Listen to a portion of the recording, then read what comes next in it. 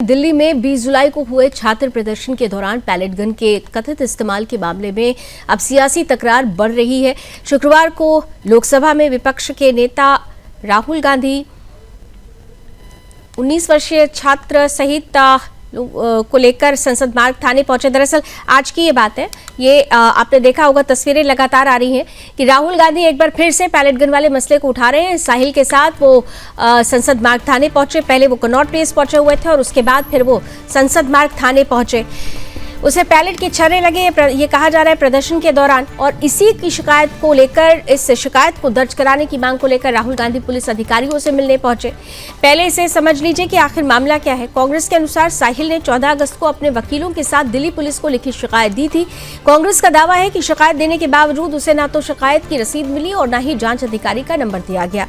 इसके बाद 17 अगस्त को ईमेल और फोन के जरिए भी शिकायत पर कार्रवाई की मांग उठी, लेकिन कांग्रेस का आरोप है कि बावजूद इसके एफआईआर लॉन्च नहीं हुई है। इसके बाद शुक्रवार को राहुल गांधी पहले मंदिर मार्ग थाने पहुंचे, वहां से वो साहिल को साथ लेकर संसद मार्ग थाने पहुंचे और डीसीपी से मुलाकात की।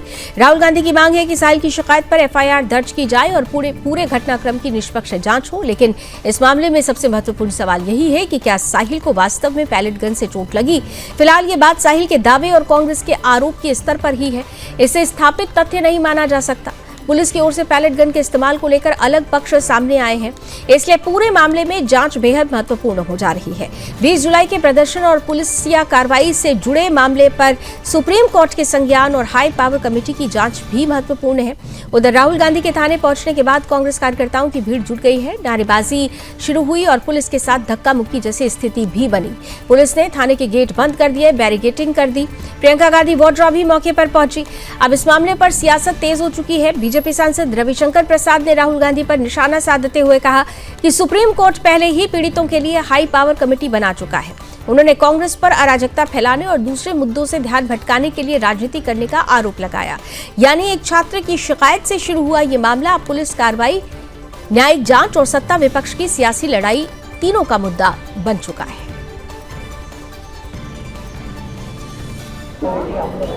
लोकतांत्रिक राजनीति नहीं, अराजकता की राजनीति करते हैं।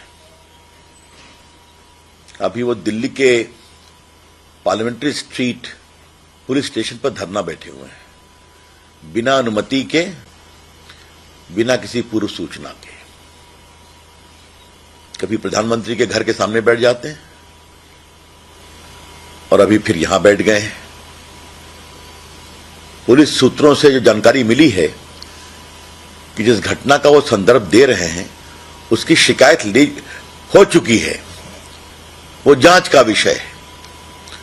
और सबसे बड़ी बात यह है कि जो लोग पीड़ित थे वो सुप्रीम कोर्ट गए और सुप्रीम कोर्ट ने स्वयं एक हाई पावर्ड कमेटी बनाई है जिसकी अध्यक्षता एक रिटायर्ड सुप्रीम कोर्ट के जज कर रहे हैं। उसमें 2 जज और हैं, एक सीबीआई के पूर्व डायरेक्टर हैं और एक और बड़े अधिकारी हैं। तो इतनी हाई पावर्ड कमेटी में यह भी जांच का विषय होगा कि गोली चली या नहीं चली। तो ये क्या मतलब है इसका? राहुल गांधी एलओपी नहीं है, ये अर्बन नक्सल है। ये देखिए क्या कर रहे हैं, ये धरने पर बैठ रहे हैं, लोगों में भ्रम पैदा करेंगे, देश के युवा को बहकाएंगे कि देश में आग लगाओ। इन पर तो जब सुप्रीम कोर्ट में केस है, यहां क्यों आए हैं? क्या डीसीपी डॉक्टर है? क्या ये नौटंकी के सिवा और नहीं तो क्या?